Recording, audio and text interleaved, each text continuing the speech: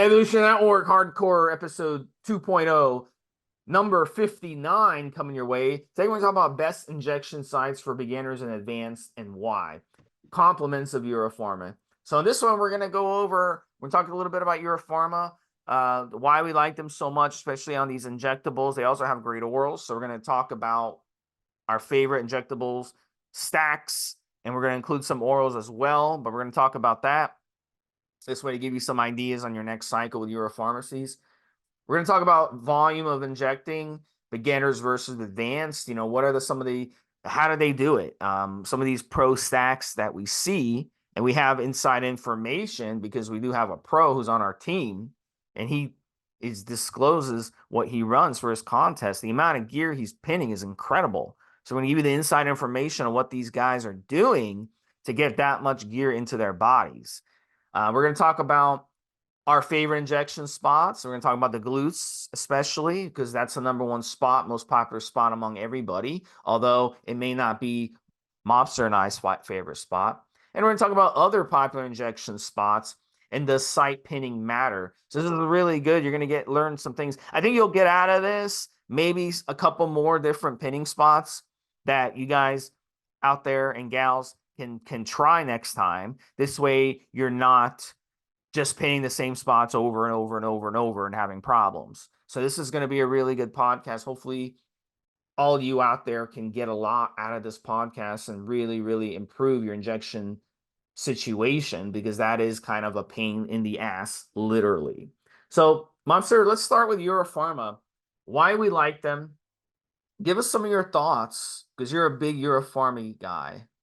Yeah, I mean, look, guys, it's well known, those of you that are regular listeners, and certainly those of you that are members on the forum that listen to these shows, that I'm a big Euro Pharma guy, as Steve just said, absolutely, right? And I said, look, I love their simplistic approach to the design and layout of their products.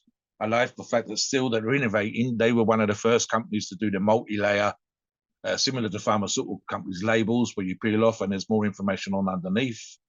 I've seen that copied by other brands in the PED market. So there's something like that. I love the fact that they literally just last year, Steve, in the last year, I believe October, November, they were literally asking their customer base, the members of the forums, etc., how they wanted the layout of the website to look, the information they wanted to know about products, and so on. One of the things that you and I have touched upon multiple times is they've got a great reps, and one specifically springs to mind. He's an absolutely awesome representative. Customer service stuff is on point. I deal with in a very small way, probably once a month, one of their literal customer service reps. But when there's been any problems, when you want information, when you want access to them, the short period of time that you've had to wait and for them to deal with problems has been awesome. I mean, let me give you a silly example, which would sound bad, but is actually really, really good. So they don't necessarily produce all of their products in-house. And they had one product late last year, early this year, I think it was early this year, which came back underdose. And I think, and they literally jumped on it and got on it as quickly as they possibly could. They offered a credit note to every single customer that had this particular batch. And they resolved the problem, I think, in basically 4 days, Steve. And that's from finding out there was a problem, testing the product, seeing it wasn't what it was supposed to be, obviously going off and shouting at someone down the fucking line who'd fucked up, and then getting onto their customers, contacting people that had this product and asking if there's anybody we've missed has got this product, send us the information that you paid for, etc., etc. Send us a screenshot of the product with the batch numbers on it, and we will put a credit onto your next order. And that was all done in 4 days, Steve.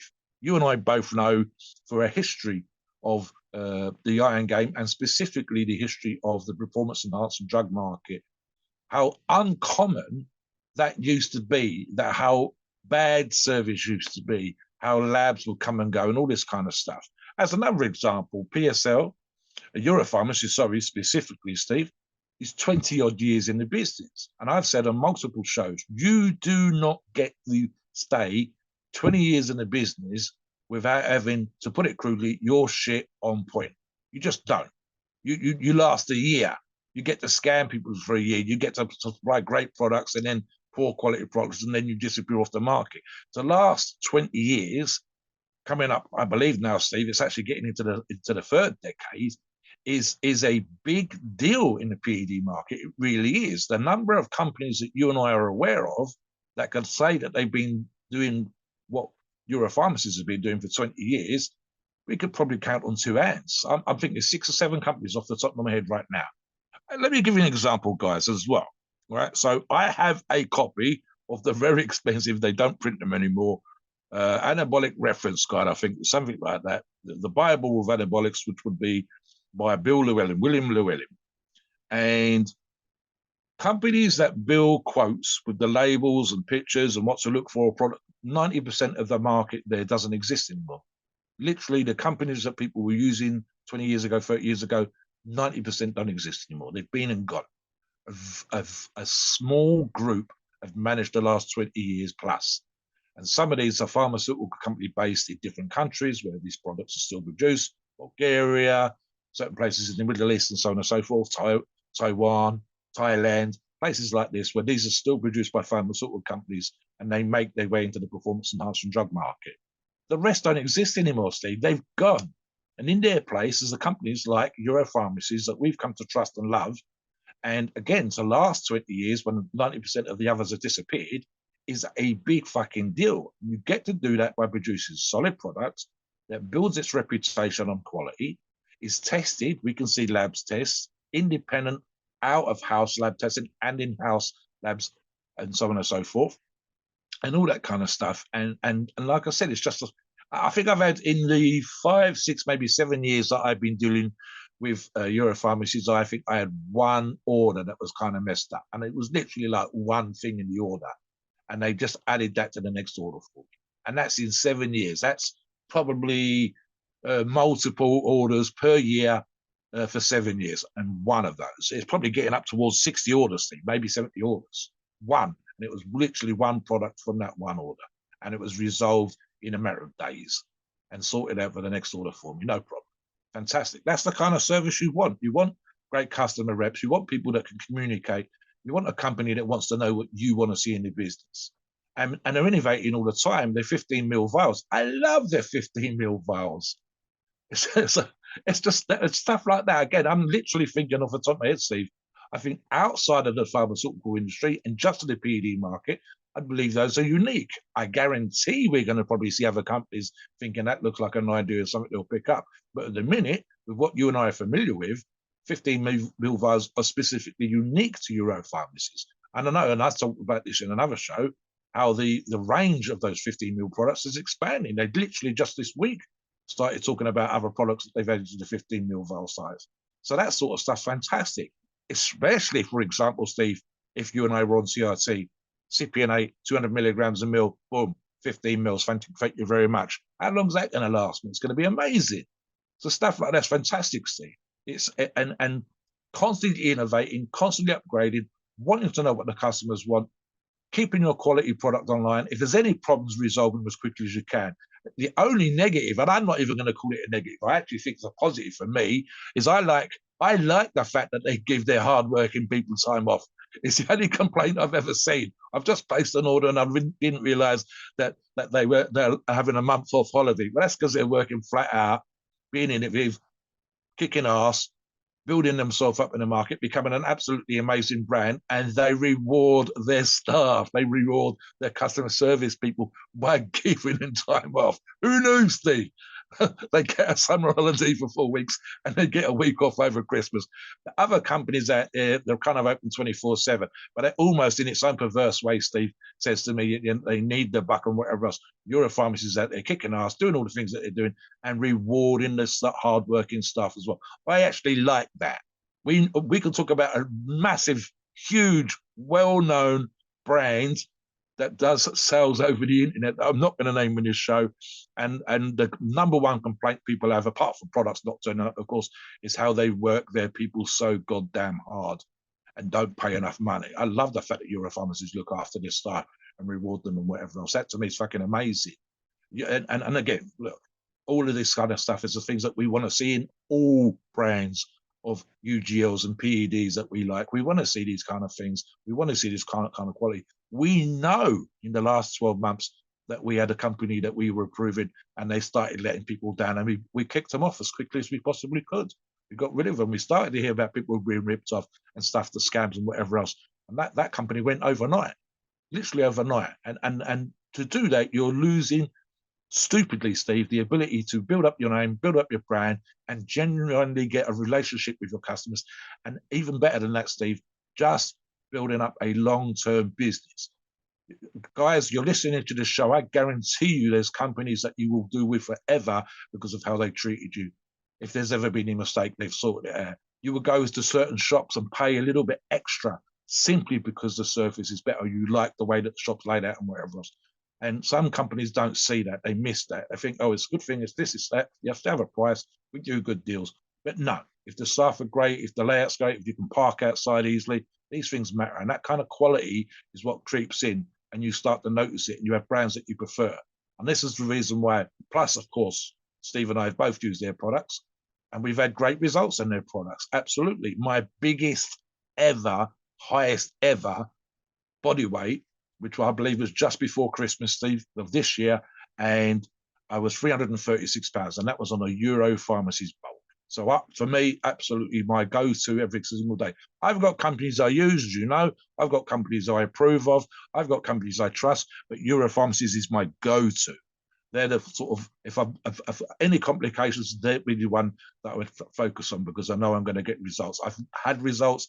I've enjoyed their products. I like their service. That for me is why it's a good thing. And this, not just me, but people listening to the show, members of the forum, Steve himself and others, we can say the same things. I might be the one banging the drum the loudest, Steve, but I guarantee you they've got a lot of fans on our forums for the same reasons that I'm a fan. Back to you. Number one thing, I just had a consultation with one of my clients. He told me he used some underground gear from one of his buddies at the gym. He ended up having a really bad infection from it. Had to go to the doctor. It was sepsis. That he had to get on antibiotics. It was really, really nasty. Very bad experience. He couldn't train. He couldn't sleep. He was sick. I mean, it was just bad. So at the end of the day, enough buying gear from the gym bro, at the gym. Yeah. The gym bro at the gym doesn't know what he's selling you. He's just getting it from someone else who got it from someone else who got it from someone else. And then he's trying to sell it to you and make some more money. And you're not saving money doing it that way because you're going to end up sick. And it's not. So Euro Pharmacies provides gear. And let's be honest, in today's world, we're making more than we've ever made in our life.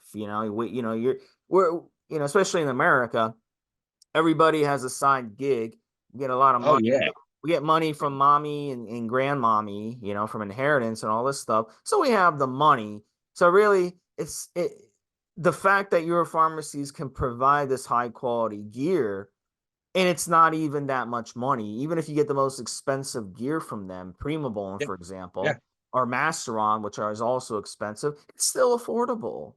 And it's not that much. So there's no excuse to use low quality gear going forward. You just go with Euro Pharmacies and you still save money, and you're going to save a lot of headaches down the line too. And that to me is important, Mobster. What I put in my body is very Yes. important. That's why Euro Pharmacy is good. We're going to talk Let about me it give in you this one more podcast. thing, Steve. Let me give you one more thing. And you mentioned the gym bro. So it occurs to me, and we did this on the last show when I said people have never had it so good. So here's what used to happen.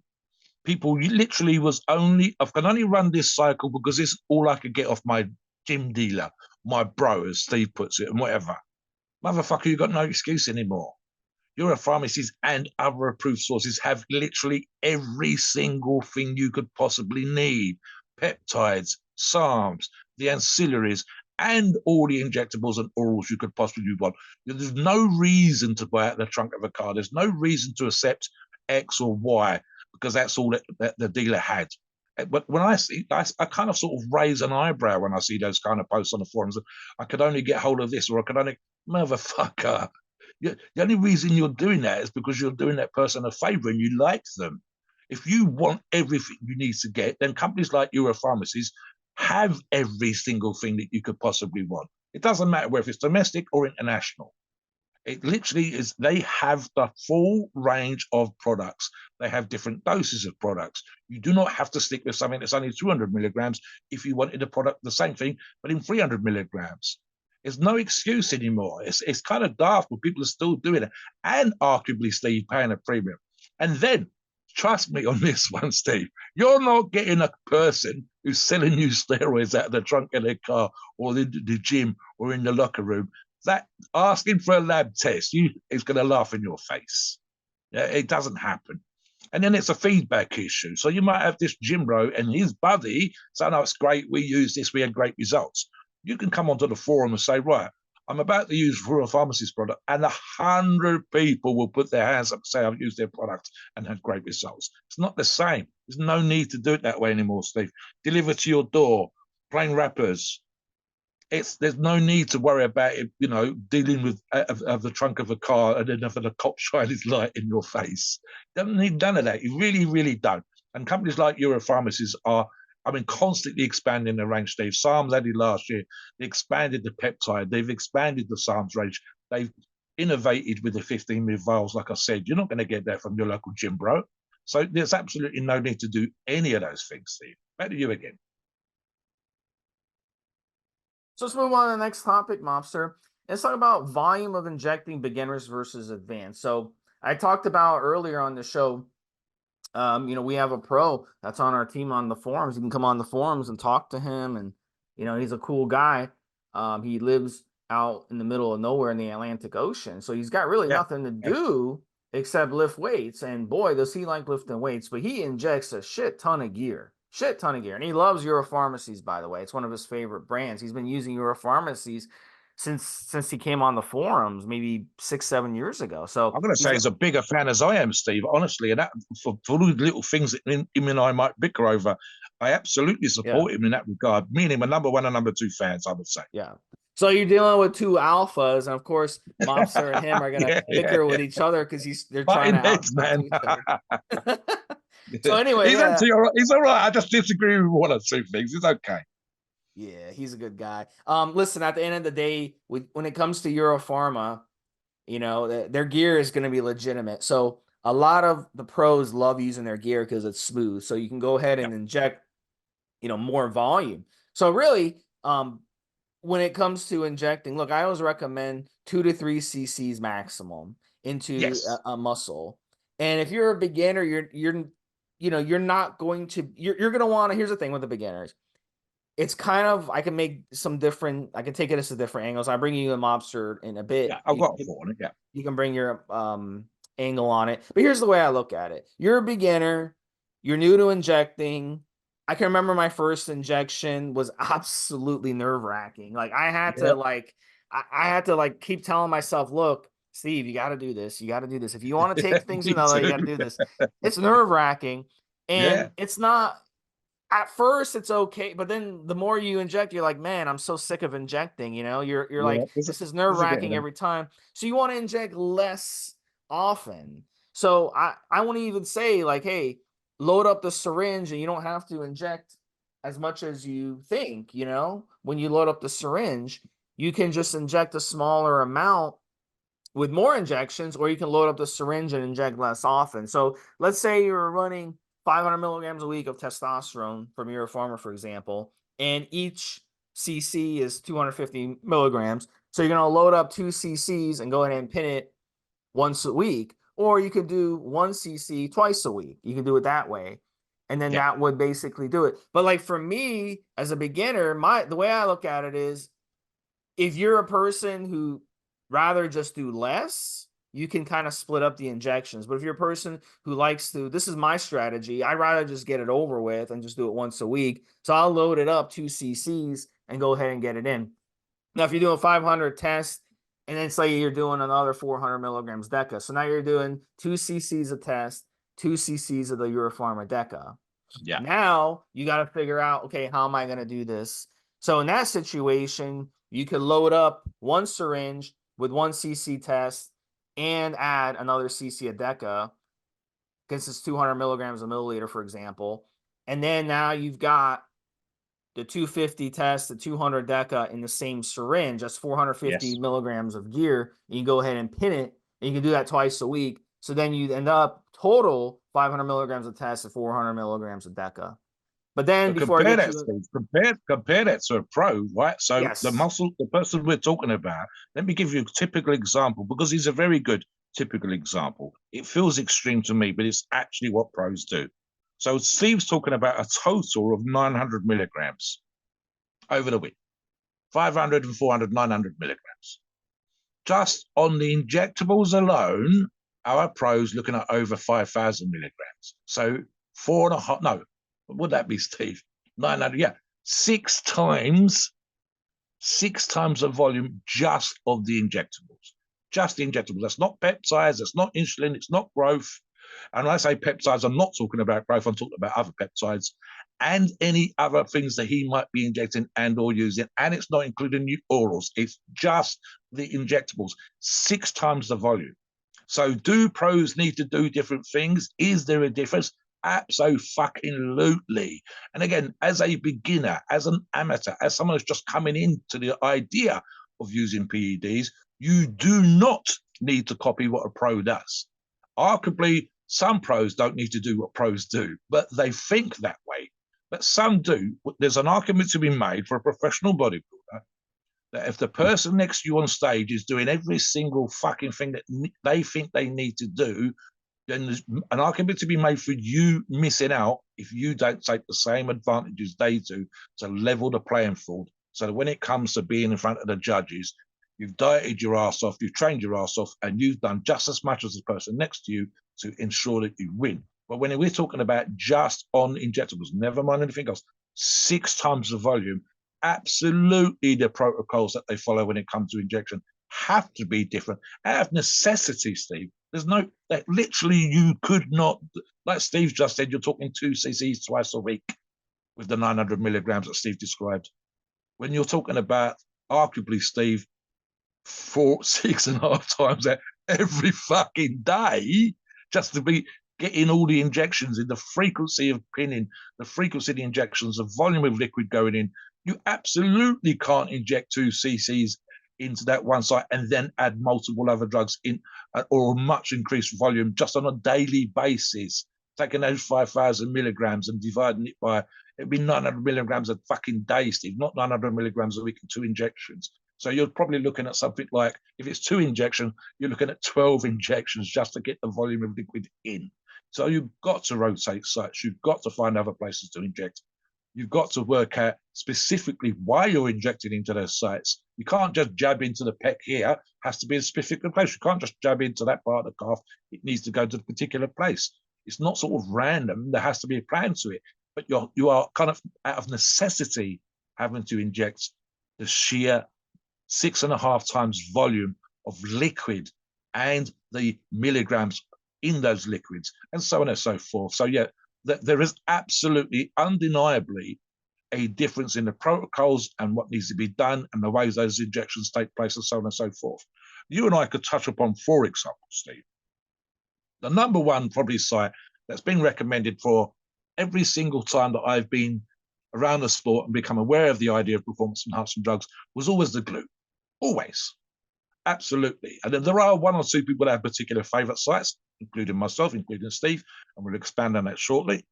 But that was the number 1 place. There's no fucking way on earth, Steve, if I decided to equal our pros approach to PEDs, that I'd want to put 6 times the volume into my arse muscle. I just wouldn't. I've got no choice. I have to inject elsewhere. How else can I do it? When I'm doing multiple injections per day as opposed to 2 a week, it's on another level. So literally the psychology, the physiology, the medical issues, the chances of infection go higher just from not even contamination of product, but from contamination of dirty skin. You didn't use a wipe. Some skin is cleaner than other skin, and so on and so forth. You were sweaty. You've got a low-grade infection you wasn't aware of, and you're still injecting, and so on and so forth. So the risk factor goes up again, and that is precisely why the approach needs to be different. I've seen, and this is the psychological part of it, Steve. I've seen where people can arguably become pin happy, and when we say pin happy, we literally, like, a buddy of mine will not go to the gym unless he's giving himself a jab of test, whatever fucking form that happens to be in. So in other words, he thinks he can't train unless he's injected testosterone. When you are doing multiple injections per day, you almost become nonchalant. And really you shouldn't, because the majority of listeners for this show would be amateurs or possibly amateur competing bodybuilders versus pros. Certainly people that are interested in the idea of injecting and using steroids. And I would argue, Steve, that even at the professional level, you want to be as on point and know your shit as possible, and never get to the thing where I won't say necessarily that injection's difficult. It shouldn't be, and it does become easier, listeners. We know that for ourselves, but it should always, you're practicing good habits all the time, regardless of whether it's 2 cc's twice a week or 6 times that much with multiple injections per day. You should still practice good habits. You should still know which place to inject. You should still pre-competition, pre-doing a stack or whatever else, make sure that you're remember to do it properly, that you have sufficient pins in the house. You don't want to run out of stuff, that the sites you're injecting in have got no scar tissue, that you are making sure that the sites are clean, that you are sensible when it comes to disposable of the use syringes and the pins and so on and so forth. That should be practiced no matter what level you're at. You should never get lazy. I've seen photographs, Steve, and this is amongst quote unquote macho types online, where they've injected themselves. I'm actually thinking of Boston Lloyd's a great example, Steve, where it was almost, I think one of his claims to fame with the 3cc thing was injecting him in the car park.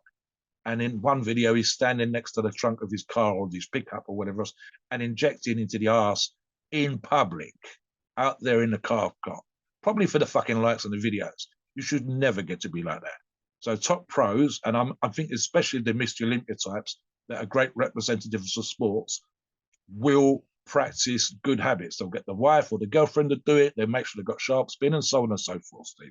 So yeah, on to the next topic when you're ready.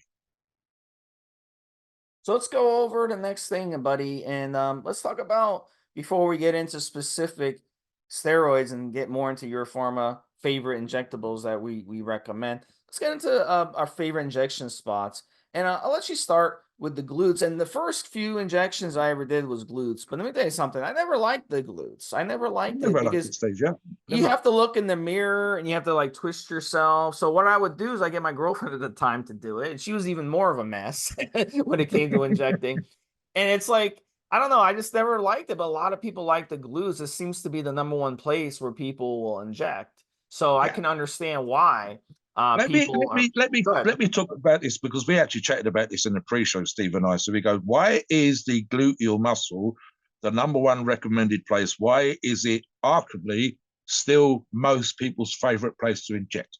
So I touched upon in a similar show that we did in the episode before, where I said the fatty tissue, men and for women, the women is slightly different in the thigh area, but the arse muscle, the gluteal muscle, which is your biggest muscle in your body, so that's another reason as well, has a little bit more body fat on it typically. Right? If you're super lean and ripped and on stage, that's an argument against it. But for the most part, there's a little bit of body fat there. It's your tush. You sit on it. It's got to be like a cushion and be comfortable. Right? So there's one issue with the sciatic nerve, but for the most part, the femoral, the femoral artery is so deep into the muscle, you'd need a fucking 6-inch long needle to get it hit, right? So it's kind of safe. If you specifically look on particular sites that we recommend to see where to inject into gluteal muscle, you'll find, right, there's no big nerves in that area. There's no big veins or arteries in that area. The fatty tissue actually kind of helps with the dissipation. You're injecting into the biggest muscle in the body. And so there's an argument to be made for the bigger the muscle, the longer, or more effectively, arguably longer, it takes for the steroid injection to dissipate into the system and work its magic that we fucking love so much. Now, is it my favorite? No, for exactly the same reason as Steve. For me, and especially at my age now, Steve, and the lack of the flexibility that's built up with being an old motherfucker, it's like Steve said, I would need a mirror. I've had an offer of the girlfriend to do it, but I think there's a certain, if she does it, if she hates me one day, Steve, it might sting a little bit. So I'll do it myself, darling. You know what I mean? I'm not going to jab away, whereas you might have a couple of goes. Fuck that for a game of soldiers. So all joking aside, my number one choice, and I know people that would disagree with this, has always been the outer quad between the hamstring, just above the line between your hamstring and your quad muscles on, for me, either my right thigh or my left thigh. So they say outside of my thigh. That's because I can see what the fuck I'm doing. I can use my free hand to pull the skin tight. I can fill around with my fingers for that tie-in area, especially when I'm a little bit leaner. I can sit down and put my leg out and kind of relax. And I've always preferred to do that. Now, I know, and I'm thinking specifically of a good mate of ours and member of the forum, Dylan, doesn't like the quads. And I think his argument for it, because Dylan is a lot fucking leaner than I am. Way, way leaner. And Dylan's also way more of a runner, a cardio guy. So for him, I think there might be, I think he says a couple of reasons, but I suspect it's also quite simply, Steve, that if he's injecting himself into the quad, it's going to be uncomfortable to do his cardio. I get my daily steps in, Steve, but I'm not running around. I'm not doing 10 miles a day. I'm not running 100 miles a week, which is very similar to what Dylan does. I'm not doing 30 or 40 minutes running on a treadmill, which is kind of a Dylan-esque thing every single day.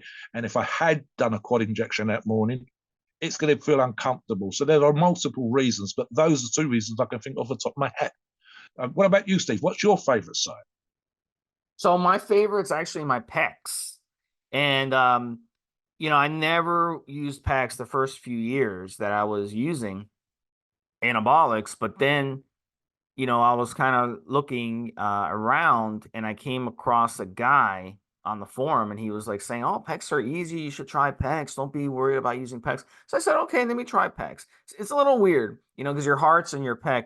But you got to keep in mind to get to your heart, you got to go eight inches and you got to use like a really thick needle to get through. It's not easy. There's that not episode, there's that movie Pulp Fiction.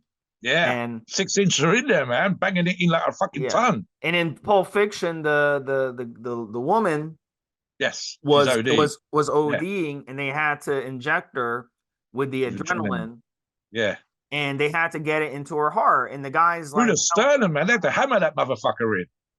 and the guy had to like, he was like, you know, they had the medicine book or whatever, and they're like, he's like, you got to really put it in there like you're a vampire, you know, like you're slaying a vampire. It's got to go into the heart. So that's what the guy had to do with a big ass needle. Freaking crazy. So you're not going to hit your heart. You're not going to come close to your heart with a 1 inch needle. So you don't have to worry about that. But what I like to do is flex your, like, do it right now as I'm talking. Flex your chest and look down, right? And you see Yeah, your chest muscle, right? So above, it's kind of like above and inside of your nipple, like maybe an inch or two up and an inch or two yes, inside. yes. You'll see that peak of that chest, and that's where you can inject. And it's a very easy injection because you're literally just looking down. You don't have to use a mirror. You can No, use it's right there. your right arm, or if you're a lefty, use your left. So it's very easy to do, and it's very, you know, there's low chance of problems. Also, another thing when it comes to injecting is learn through trial and error. Some muscles in some areas don't like to be injected. So instead of doing the machoism, as Mobster is always talking about, instead of being the machoism, like, oh, I'm just going to pin it anyway. I don't care if my muscle doesn't like it. Learn from it. Like my left quad hates being injected. Every time I inject my left quad, blood spurts out, Yeah, or I hit scar tissue, or I have soreness the next day, or something happens. So, but my right quad is okay with being injecting. Same thing with my delts. My right delt hates being injected, but my left delt likes being injected. Some muscles hate it and some muscles like it, you know, and you've got to learn which muscles you like and which muscles you don't like and go from there instead of being stubborn and being a masochist and being like, oh, I'm just gonna pin it anyway because fuck my yeah, body. My body doesn't know yeah, better. No, your body knows better.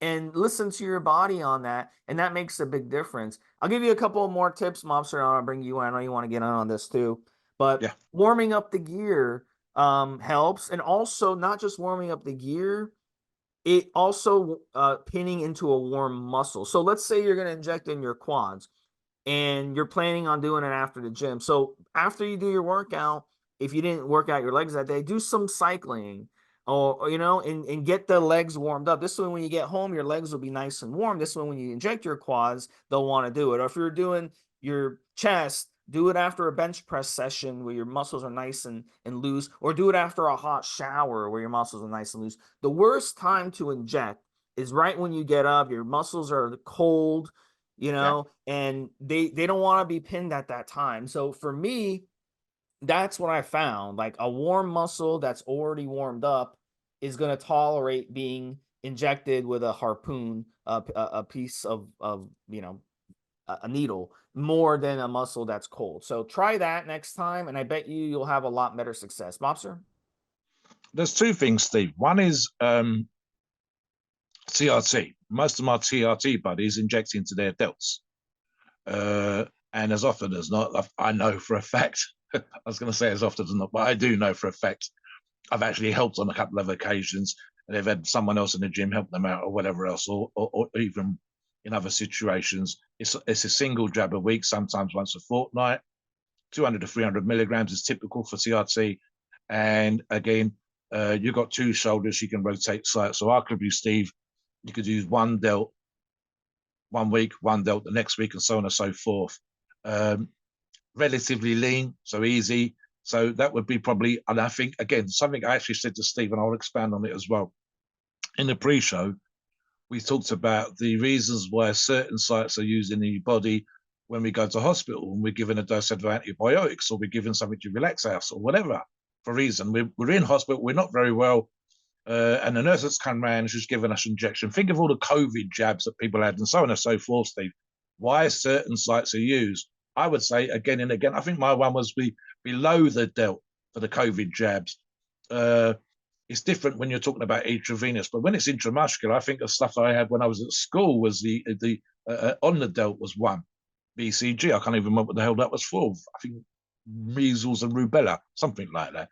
And the reasons why, again, is because they're using muscles where the bacterial thing that they're giving you, whatever, the antibiotics, whatever the hell they're giving you, something for the flu, etc., etc., etc., is not too many veins, so it's not going to spill on the nurse or you. It's not going to bleed like a bitch, which we don't want, because that can really freak people out. It's going to dissipate into the muscle slowly. It's going to do the thing that he needs to do, i.e. treat the medical condition you're being treated for, and so on and so forth, right?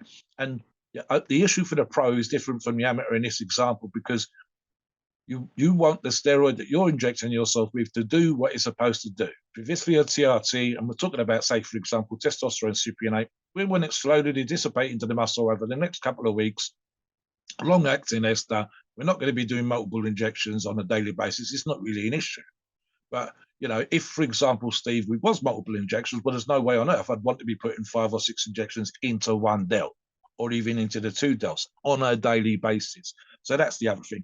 And there's something else which occurred to me, Steve, and I'll refer back to Dylan again. So Dylan has, as I said earlier, specific reasons, I think, for not wanting to inject into certain muscles. And I completely get that. So sometimes what you'll see, and it can literally be down to the way you're built. Steve might have more veins close to the surface, or he might pump and train in the gym in a particular way, which means he's more likely to have a different kind of muscle fiber type, and the muscles might feel softer or harder. I would probably argue that I've got a higher percentage of body fat than Steve, because I don't train the same way, and his aims are not my aims, and so on. So what you will see, as often as not, you need to look at the cycle that a person's doing, the pro doing a high level of volume of liquids, the amateur or not. You need to look at the body fat of someone. Someone might want a longer needle if they are 25% body fat, or if they're 20% body fat versus someone that's only 8% body fat. If the cycle has them doing a moderate to high volume, they will need more sites to inject it. And then literally, for example, you might line up 9 individuals, Steve, and you can inject into their lats in the same place on all 9 of them. But the 10th individual, you have to go a quarter of an inch or half an inch over, because for some reason, the artery or the veins in their body are in a particular place, and it's just a little tiny bit different from the other 9. And it might even be stuff like, Steve said, post-workout. I wouldn't want to inject a muscle pre-workout, and I know some people do this, and then go and work that particular muscle. It might be an argument to support that the pump that you got helps dissipate the steroid into the system. I don't really think that's the case. But equally, some people like that session, and especially if they put a volume of liquid in there to enhance the muscle. But for me, I think that would be uncomfortable, Steve. I wouldn't want to inject in my outer quads and then go squat or do leg press. So post-workout makes more sense to me.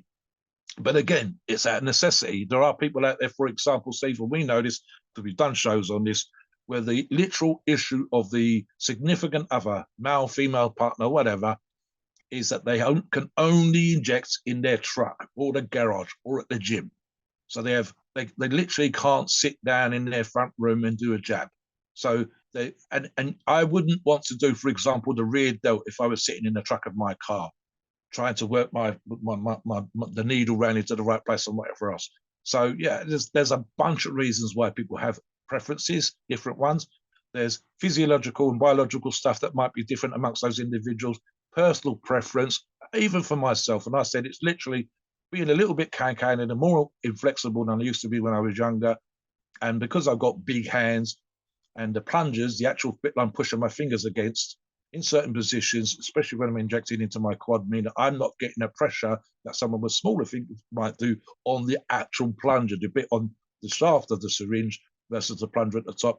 My fingers are overhanging the sides quite a bit, so it's uncomfortable, and I don't want to be moving the syringe around. And it might just be as simple as that, Steve. So there you go. Something I want to expand on again, and we can talk about this now, Steve, before we get into specifics of certain steroids. I said, why pros might site inject? And there's a couple of pointers that Steve and I discussed on the pre-show. I'll touch upon one now. There's an argument to be made when it comes to site injection, and we're not talking about synthetic, but specifically injectable steroids used for the same reason.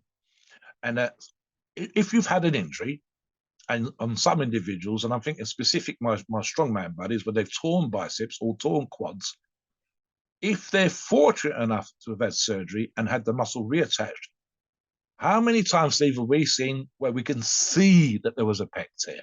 We can see that the muscle wasn't reattached and looks the same way as it was before. And when you're a competing bodybuilder or even just an amateur bodybuilder, the aesthetic, how the muscle looks, is important. So if the doctor thinks that's great, that's been reattached, and you'll go, oh my God, that looks horrendous, you can see I've had a pec tear. I'm thinking specifically of a top pro in the 90s, Steve, Kevin Levrone.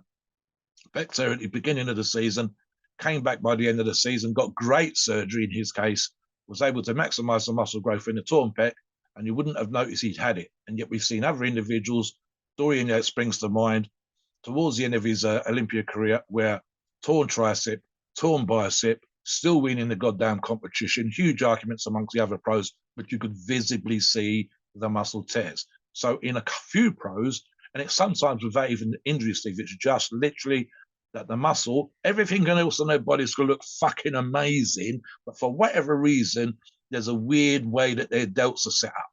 And so what they will sometimes do is they will inject specifically into the area where there's a bit of a delt missing or appears to be a gap in the physique, and they will inject into that area. And this is just injectable steroids, sometimes with a higher volume. Greg Valentino talked about this and argued that that's what he was doing, not Synthol, although a lot of people disagree. And the sheer volume of liquid that was being injected can in some ways act like Synthol in filling out the physique. And we know some pros who fuck this up and injected with very low body fats and not done a good job. And this is very top pros I could think of. And you could see that there was been an injection there versus someone else who knows exactly what they're doing, is injected in exactly the right spot, and just filled out that tiny little gap in their physique. And then the rest of it is exactly as nature intended. But this one site has had a specific amount of liquid injectable steroid injected there to give them that filling in kind of the gap and the misshape or an injury that they had years ago, or whatever else. So that's one big argument. We know of other stuff that some of the pros have done in the past, whether that's Synthol or products like Escalene or whatever else. But we've also seen where this has gone really, really badly. And I think the worst examples we've seen, it was in amateurs, Steve, not pros, where there was a video clip, you can probably still find this online, and liquid was leaking out of the muscle and running down the arm. I think it was a delt. And what they'd also done is the delt was completely swollen, completely smooth. There was no separation in the three heads. There was no striations. The rest of the physique looked pretty fucking good. But this sort of bowling ball balloon kind of thing going on around the shoulder, and it was leaking. So the judges could see that it was leaking. Huge mistake. So yeah, again, that's that sort of amateur competing, professional competing bodybuilder. There's a bit of a psyche to it and whatever else. The last thing on that, and I mentioned this to Steve again in the pre-show, was some argument. I think there was one thing that supported it, and I couldn't find anything else. So I was disagreeing with one of our former show hosts from back in the day. And there was this argument to be made at that particular time, which was something along the lines of, steroid receptors aren't just in one particular place, they're all over your body.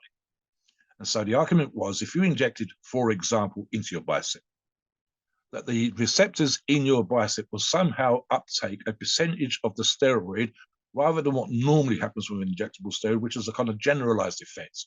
There are no site-specific steroids. There's not a steroid just for the bicep or steroid just for the quad. There is not. So site-specific didn't make any sense to me. But the argument was that if you're trying to build up that muscle more than the others, it's getting first bite of the cherry. But I couldn't see it because I still think it's going to go into the whole of the system, the whole of the body. I couldn't see in my mind the argument to support that the bicep will somehow have more steroid receptors activated because you injected into the steroid.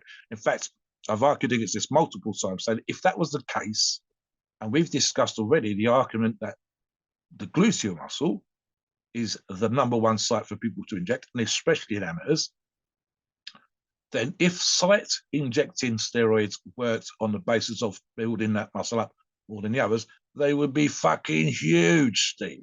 So yeah, cover about other spots to inject in as well. Yeah, so let's talk about that a bit.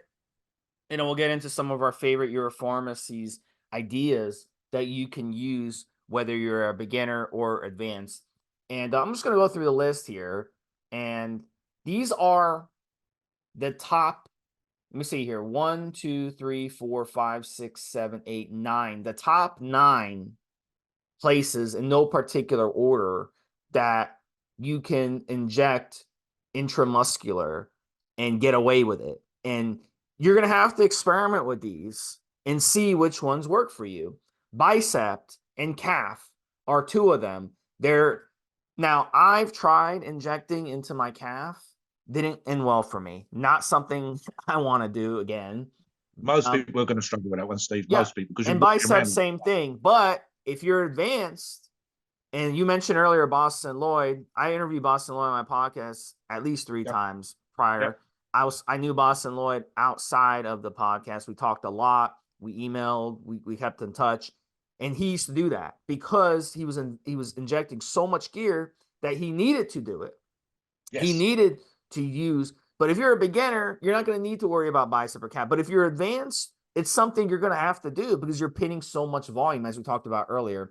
A couple more here. Delt and glutes. We talked about glutes a lot. Delts are a really good one for a beginner, and glutes are a good one for a beginner, but some of you may not like it. Again, you're going to have to try it. Lats and pecs. And I talked about pecs at length earlier, and Mobster touched on lats earlier. Thigh, trap, and tricep. Again, tricep, I used to get allergy injections, and they used they use a good size needle. I think it may have been 25 gauge, Mobster. And I'd go in there a couple times a week to do my allergy shots, which I'm not sure even helped me doing these allergy shots, but I wanted to try it. But anyway, they did in my triceps. Every time they'd go and they'd rotate my triceps. Each time I'd go, they'd mark down right tricep, left tricep, and they rotate. So tricep is a place that may not be that bad. But again, if you are a beginner, it's not going to be a good spot for you. So you may want to avoid that. And same thing with traps. I've tried injecting traps before. Oh my God, that's a tough one.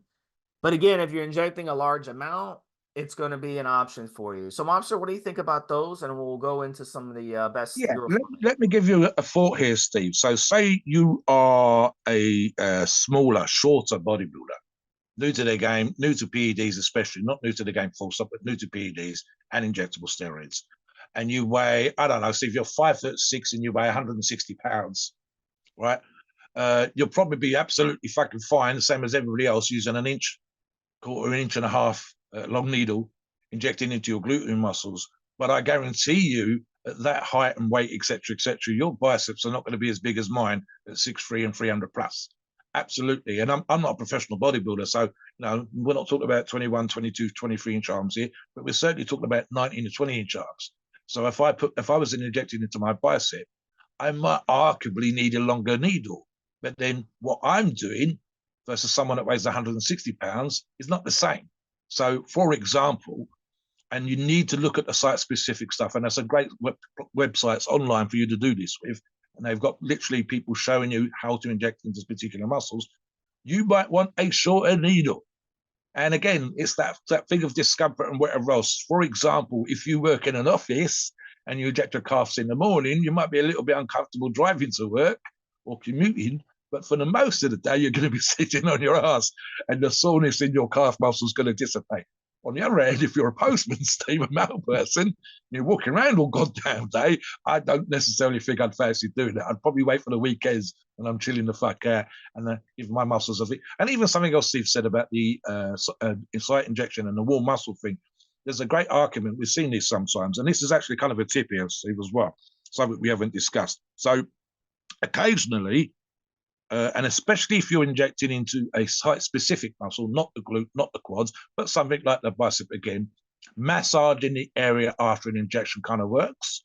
You can put a warm towel on it, get half wet, Steve, warm it up, and then just wrap it around the muscle, put a heat pad on it, or even I think something Steve's talked about before, which is you can do it after a shower. But again, you can if you did it the other way around, Steve, you can still say with a hot shower is actually going to help the area in terms of soreness and recovery. Or even I've actually got some stuff here, Steve, in my little medical kit upstairs, my first aid kit here and upstairs, the cold and heat sprays. I think the cold spray actually springs to mind. I wouldn't want to spray something like Ralgex onto my muscle after an injection. I think that might fucking sting. But there's arguments, for example, whether it's an ice cube or whatever else, right on the site we've just injected if you have localized discomfort. So there's a few tips there, Steve, as you said. And we all touched upon that. Steve touched upon it earlier on. It's things like warming up the vial before you inject the liquid. I've said about in another show how sometimes if the benzoyl alcohol that's been added to the oil for antibacterial purposes ever slightly off, that can be uncomfortable. But ironically, rubbing yourself down with an alcohol-based wipe, will actually help with those kind of things. So there's stuff you can do after you've injected. Can do literally calf muscle again, Steve, just reaching down and massaging the area around the calf and the calf itself to help dissipate the oils into the body, into the muscle, but also to reduce the discomfort you sometimes get. Let's touch upon, Steve, stuff like steroids that we've used, specifically Euro Pharma steroids, of course, and where we've injected those steroids. Yeah, go ahead, buddy. Why don't you start us off? What's your favorite Euro Pharma injectable that you like to use? Give us a few that are your top three. Right, so for me, as you know, number one and number two all day long, Steve, would arguably be, and I said this multiple shows, Susten Deca. And I actually followed the protocol that Steve touched upon earlier on, which is drawing up both steroids into the single syringe. Saves me having to double up on the pinning, for example, Steve. And I've never done crazy amounts of these bits, either of these two bits products. In fact, they're 336 pounds all-time high. Was probably the highest amount of steroids, milligrams, and that was 1,050 milligrams per week, which off the top of my head, Steve, amounted to about 6 cc's, I think. It might be slightly less than that in total. It averaged out to around that kind of level. And again, outer quad that I've talked about before, Monday, outer quad on the other leg on the Thursday, and stuck to that protocol. That's absolutely worked for me. Back in the day, and I've talked about this before, testosterone enanthate, and ironically, Steve, again, outer quad. That when me and my buddy did our first jabs ever, literally both in the same room, my dining room and the old house I used to have in Gloucester, it was outer quad again. I think possibly, and again, it might be one of those macho things, Steve. I think the idea of both of us standing there with our glutes on display might have been a little bit too homoerotic while we've injected steroids, so we didn't do that. But again, I think buddies of mine back in the day would be outer glute again, outer delt again, and even sometimes for those users, tricep. In terms of, I think what the cut that I did, which would be a cut mix type products, and lots of sites, including Euro Pharmacies, have a cut-in type product that you can use, which is all short-acting esters, a little bit of masteron, tren, and a form of testosterone, all short-acting. Again, Steve, I think was I was doing that one amounted to, I believe, around 700 milligrams total per week, but it was 3 injections. That's actually kind of high for me. Pretty much all my previous cycles, certainly all my Euro Pharmacy cycles, I've only ever been 2 injections a week, and I'm a low volume kind of guy. So I didn't have too many issues with rotating sites. I didn't have to inject it to my tricep, my delt, and so on and so forth. So with the enanthate back in the day, same, which I tried, as you know, same again, outer quad, Susten Deca, outer quad. Again, Not really that much of an issue. I think if I want, it's actually, I thought about this recently, and you and I have discussed this on multiple shows. Steve's younger than I am, but we're both having that at some point we can see ourselves on TRT conversation. And I think I would probably switch to my delt. I get one of the gym buddies to work me with this or whatever else. And again, that's just probably because it's not really exposed to the fresh air. If I'm wearing shirts, shorts, etc., I wouldn't want to go out sometime after I've just done a quad injection wearing shorts just in case there is any blood. Very rare for me to get that, but just in case, I'll be walking around with blood trickling down my thigh without me noticing. So the outer head of the delt, I can see me doing that with cypionate, Steve, definitely. Again, the quad purely and simply because I've got two legs, and I'm only going to be injecting once a fortnight, once a week at the most. What about other products, etc., Steve? So, for example, I can't see me at my current aims using Winstrol or EQ, but I know for a fact those are super popular drugs for an enormous Yeah. amount of steroid stacks. So let me Very good. let me talk Let about me equipoise, bring in those, you specifically, Steve. and I'll let you finish out the show with some final thoughts. And equipoise is my favorite Euro Pharmacy's option, because equipoise is really good at this stage of my uh, life, because I like to stay active. I like to do a lot of things like Yeah. fishing for hours at a time, yoga, Yes. cardio, and stuff like that. And you don't want to be on, some of the harsher steroids when you're doing stuff like that. You don't want to have a lot of water retention. So equipoise is perfect. Your form of equipoise they have is excellent. It's smooth. It's got low side effects. I really like it, and I can basically use between my delts and my pecs and rotate those, and it won't cause a lot of issues with post injection pain. So I really have a lot of respect for equipoise. I'd say that was my number one option when it comes to Euro Pharma, and running around 300 milligrams a week is all you need. And they have a really good equipoise option, so you can definitely check that out if you like to stay active. And I'll stack in some T-Bol with it. And T-Bol, of course, is not an injectable, it's an oral. And Euro Pharmacies also has excellent orals that you can use with the injectables. And this way, that actually will cut down further on how much you have to inject. So those are good options for you, Mobster. So touch on some final thoughts, Mobster, before you take us in the disclaimer. Right. So you want a product with grapeseed oil, super thin. I've described it on another show as being like watchmaker's oil. So it's easy to draw up, easy to inject. And we're talking about Euro Pharmacies again when we say high quality oils used in a product.